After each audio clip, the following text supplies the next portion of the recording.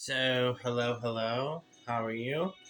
Um, Welcome back to the channel. We are going to be talking about autistic struggles making friends. If you're new to my channel, hi, I'm an autistic person, and we got getting re-diagnosed, and 18 plus channel. If you're not 18 plus, please and thank you. Do not watch my content. And we do every kind of type of fun video, read the about part on my channel, but we do age regression, adult baby, diaper lover, little space, age regression, J fashion, kawaii fashion, nymphet fashion, and yeah, so we're gonna be talking about stuff like that. And yeah.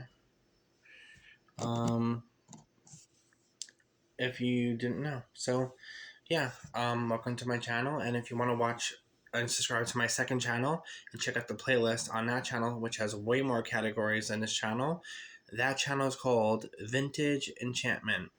You can check the community post on this channel for the screenshot of that channel, and vice versa on this channel.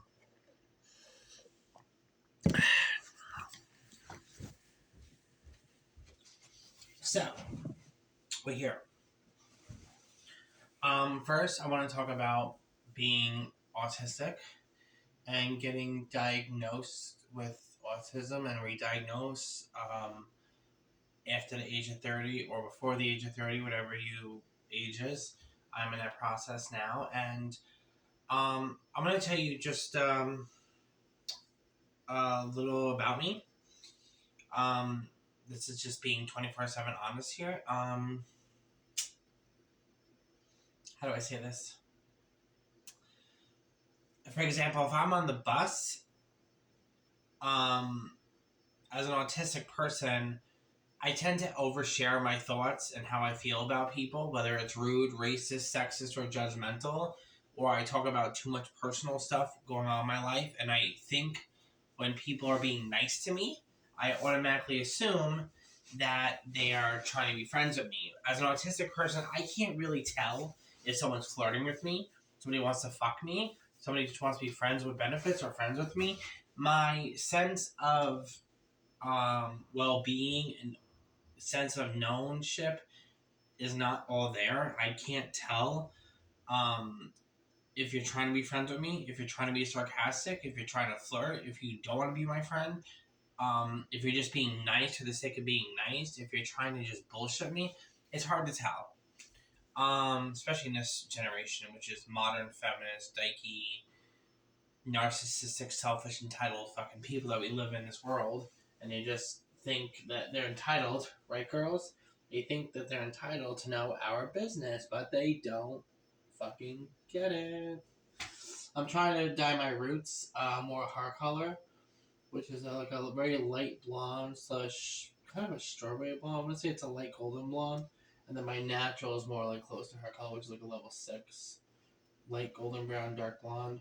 I don't know. Anyway, Um, so that's one of my issues, and keeping friendship is difficult because most autistic people either freeze or fawn, and they don't talk about their feelings, and they isolate themselves and shut themselves out.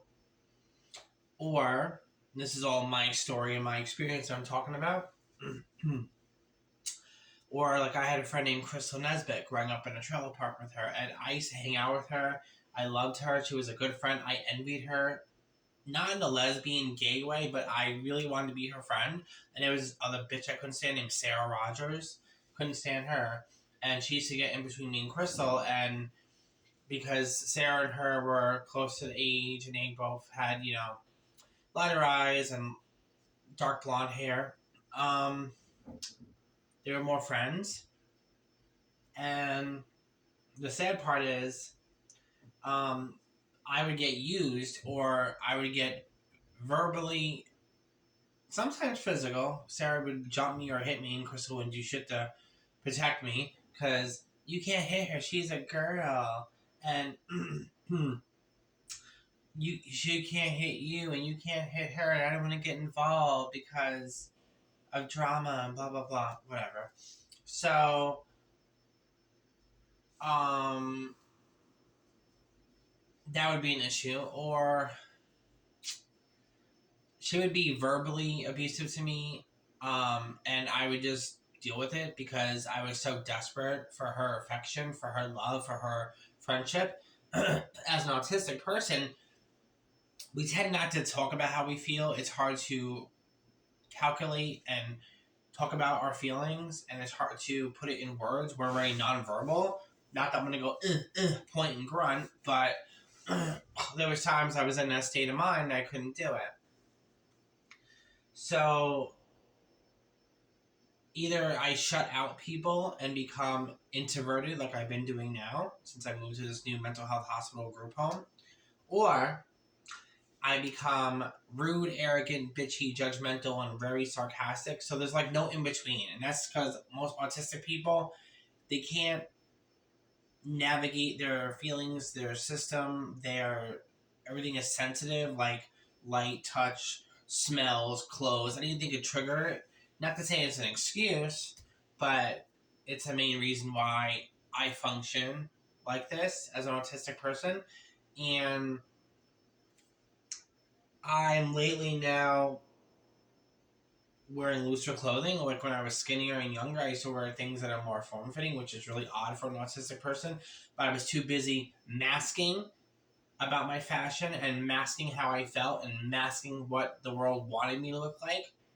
So I try to dress sexy, modern, very Cassie like. And I also have dissociative identity disorder, but that's another video for another day.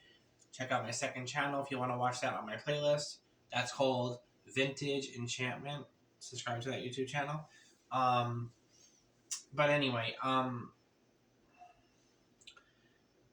I can't navigate friendship or navigate how people talk to me, or like it's either I lash out and I'm very fuck you, da da da da, get out of my face, I want to be your friend, get away from me, or I feel like everyone's attacking me verbally or physically, or they're out to get me, or they're trying to use me or abuse me mentally, physically, or spiritually, or I feel like everyone's lying and plotting stuff and putting bugs in the house and listening to my conversations and ear hustling. And I feel like that's everyone in the world, the people on the bus, the people at MHA, Mental Health Association in New York State that I go to. I feel like everyone's out to get me, including a therapist, a doctor, or I usually mentally choose to be introverted for those reasons. And it's also for a protective wall. Or sometimes I would like to be a social butterfly, or I used to mask being a social butterfly and pose as somebody who was very extroverted, and our personality was very extroverted, and talking and singing and dancing and karaoke and drinking and partying and having fun and dressed like a complete slut and wearing clothes that were not cute for just the sake of masking my autism and masking how I really felt, because people were very judgmental and rude. So we figured, oh, well, let's not do that. So we can't wear what we want to wear, which is comfortable cotton clothes, looser fitted clothes, because we will be called a dork, a dyke, a nerd, whatever. So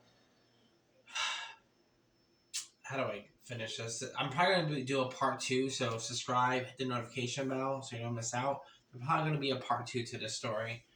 I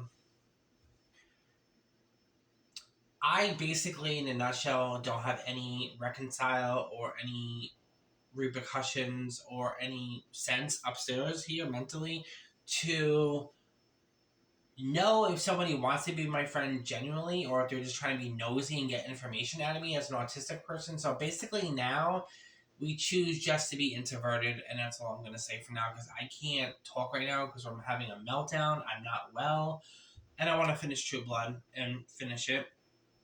Daddy's home. But I love you, subscribers. I'll see you in my next video, and this is just my little short story of my autism and my autistic mental health behavioral issues, trying to function with this thing. So if you like this, give it a like, give it a thumbs up or a heart. Talk to you guys later in the next video clip, part 2, coming soon.